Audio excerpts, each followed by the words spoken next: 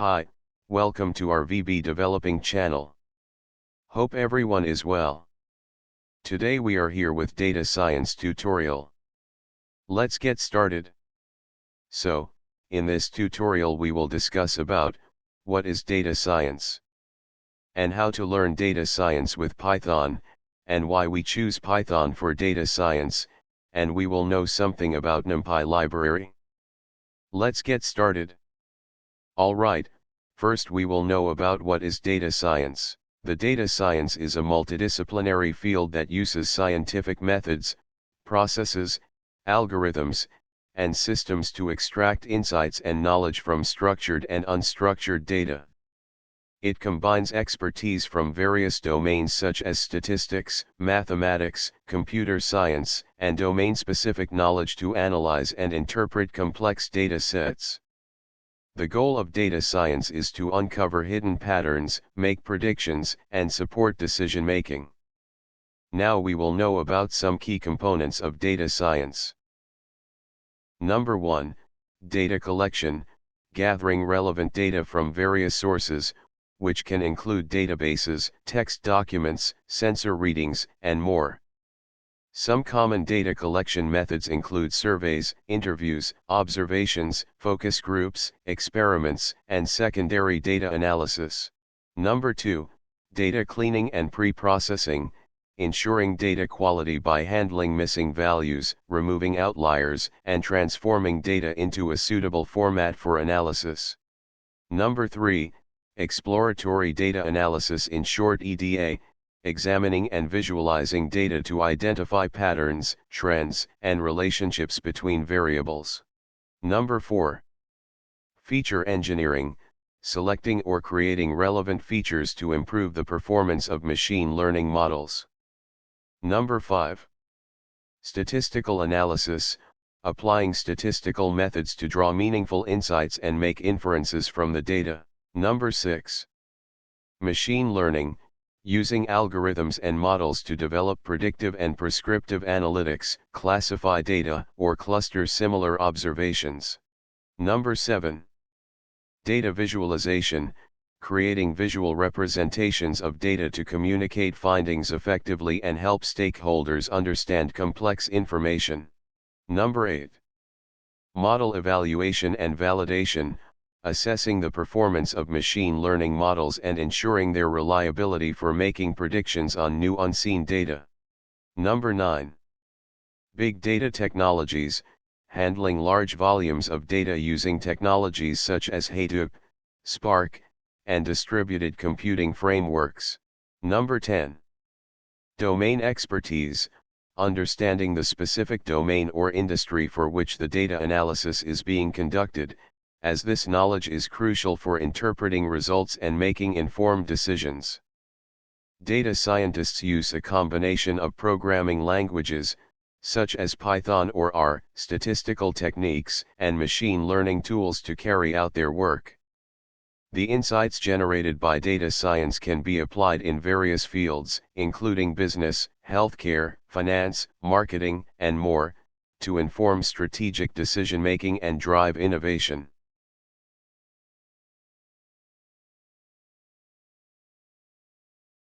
Now we will know about Python versus R.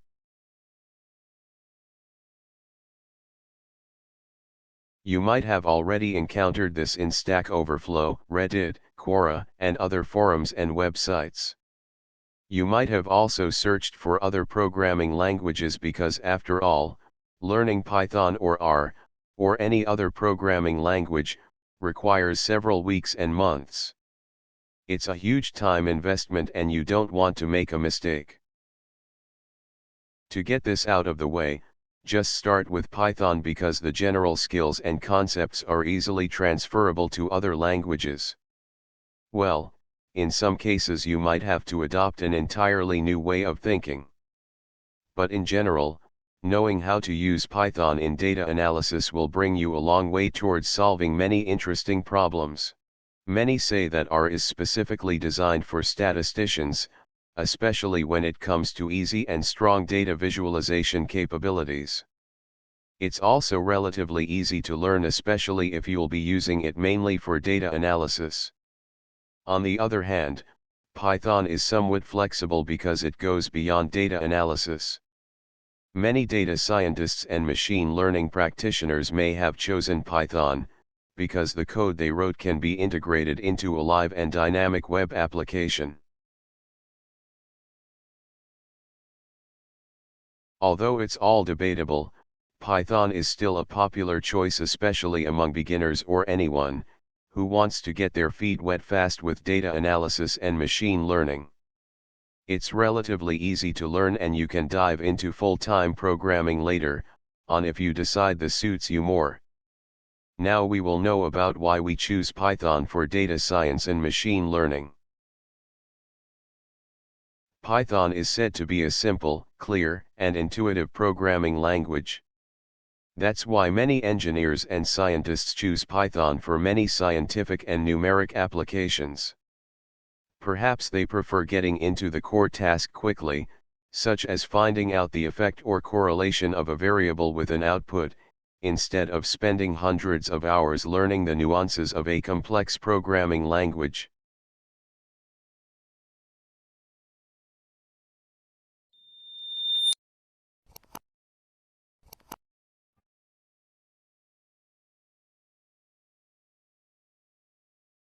This allows scientists, engineers, researchers, and analysts to get into the project more quickly, thereby gaining valuable insights in the least amount of time and resources. It doesn't mean though that Python is perfect and the ideal programming language on where to do data analysis and machine learning.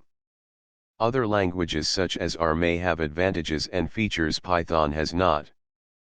But still, Python is a good starting point, and you may get a better understanding of data analysis if you use it for your study and future projects. Now we will know about how to learn data science with Python.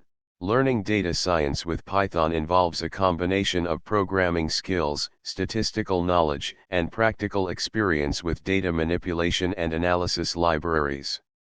Here's a step-by-step guide to help you get started. Number 1. Learn Python basics. If you're not already familiar with Python, start by learning the basics of the language. To learn Python programming, watch our Python full course with 15 chapter. Number 2. Understand Python libraries for data science. Familiarize yourself with key Python libraries for data science. numpy, for numerical operations and working with arrays. Pandas, for data manipulation and analysis. Matplotlib and Seaborn, for data visualization. scikit-learn, for machine learning algorithms and model building. Jupyter Notebooks, an interactive environment for data analysis and visualization. Number 3. Explore data analysis and visualization.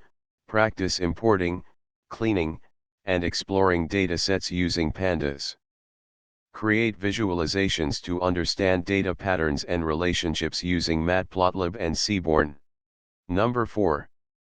Learn statistics and mathematics. Gain a solid understanding of basic statistics and mathematics concepts, as they are fundamental to data science. Topics include probability, descriptive statistics, and inferential statistics. Number 5. Dive into machine learning. Start with scikit-learn to implement basic machine learning algorithms.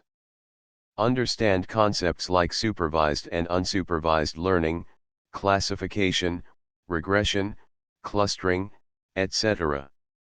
Number 6. Practice with real-world projects. Apply your skills to real-world projects. Kaggle is a great platform for finding datasets and participating in data science competitions. Number 7. Learn deep learning. If you're interested in deep learning, explore frameworks like TensorFlow or PyTorch. There are many resources available, including online courses and tutorials. Number 8. Understand big data technologies.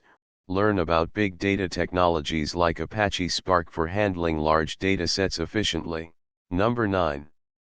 Join data science communities. Engage with the data science community on platforms like GitHub, Stack Overflow, and data science forums. Learn from others, ask questions, and share your knowledge. Number 10. Continuously update your skills. Data science is a rapidly evolving field. Stay updated on new tools, techniques, and best practices by reading blogs, research papers, and attending conferences. Now we will know about Python libraries for data science. First we will discuss about numpy library.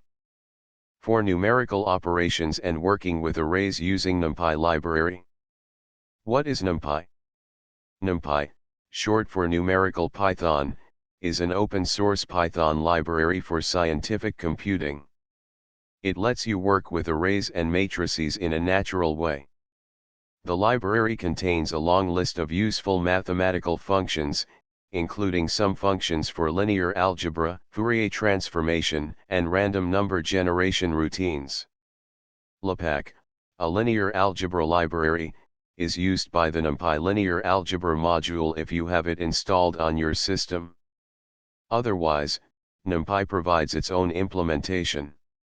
LAPACK is a well-known library, originally written in Fortran, on which MATLAB relies as well. In a way, numpy replaces some of the functionality of MATLAB and Mathematica, allowing rapid interactive prototyping. We will not be discussing numpy from a developing contributor's perspective, but from more of a user's perspective. Numpy is a very active project and has a lot of contributors. Maybe, one day you will be one of them. Why use numpy? Numpy code is much cleaner than straight Python code and it tries to accomplish the same tasks. There are fewer loops required because operations work directly on arrays and matrices. The many convenience and mathematical functions make life easier as well. The underlying algorithms have stood the test of time and have been designed with high performance in mind. NumPy's arrays are stored more efficiently than an equivalent data structure in base Python, such as a list of lists. Array I/O is significantly faster too. The improvement in performance scales with the number of elements of the array. For large arrays, it really pays off to use NumPy. Files as large as several terabytes can be memory mapped to arrays, leading to optimal reading and writing of data. The drawback of NumPy arrays is that they are more specialized than plain lists. Outside the context of numerical computations, NumPy arrays are less useful. The technical details of NumPy arrays will be discussed in later chapters. Large portions of NumPy are written in C. This makes NumPy faster than pure Python code. A NumPy C API exists as well, and it allows further extension of functionality with the help of the C language. The C API falls outside the scope of the book. Finally, since NumPy is open source, you get all the related advantages. The price is the lowest possible, as free as a beer. You don't have to worry about licenses every time somebody joins your team or you need an upgrade of the software. The source code is available for everyone. This of course is beneficial to code quality. Now we will know about limitation of NumPy. If you are a Java programmer, you might be interested in Jthon, the Java implementation of Python. In that case, I have bad news for you. Unfortunately, Jthon runs on the Java virtual machine and cannot access NumPy because NumPy's modules are mostly written in C. You could say that Jthon and Python are two totally different worlds, though they do implement the same specifications. Now we will show you a Python program to understand the difference between pure Python and NumPy library. Let's see here, adding vectors using pure Python. The following function solves the vector addition problem using pure Python without NumPy.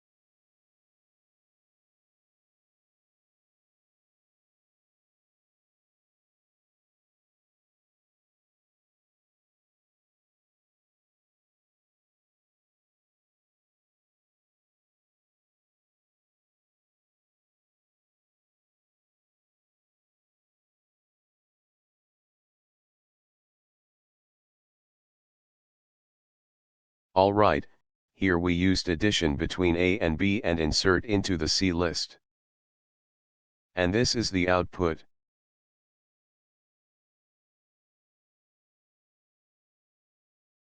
So let's execute it.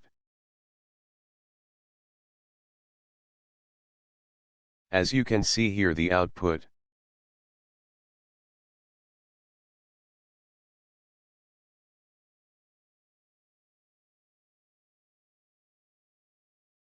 Alright, now we will write same program using numpy.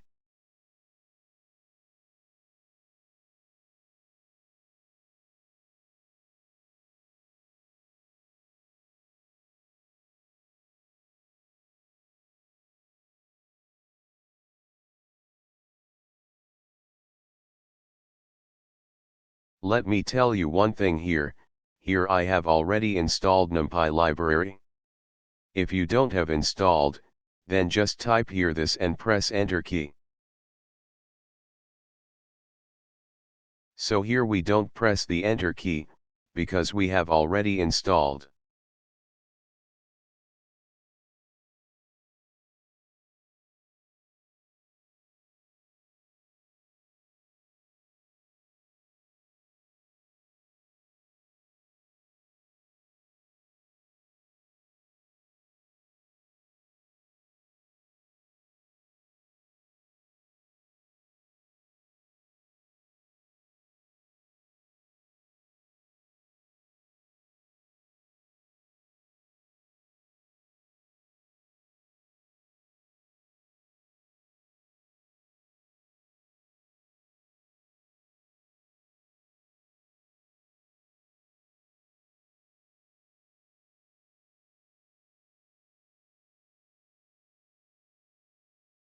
Alright, now see here the difference between these two code.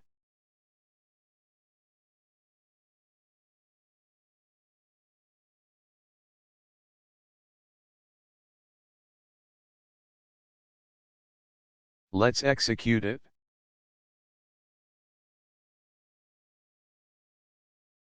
As you can see here, the output.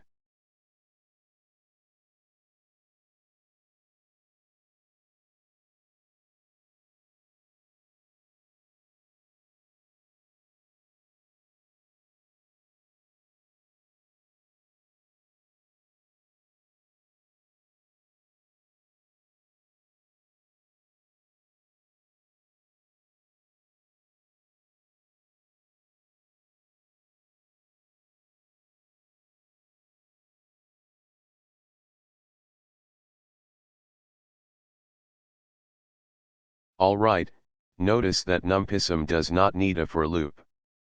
Also, we used the arrange function from numpy that creates a numpy array for us with integers 0 to n. The arrange function was imported, that is why it is prefixed with numpy. Actually, it is customary to abbreviate it via an alias to np.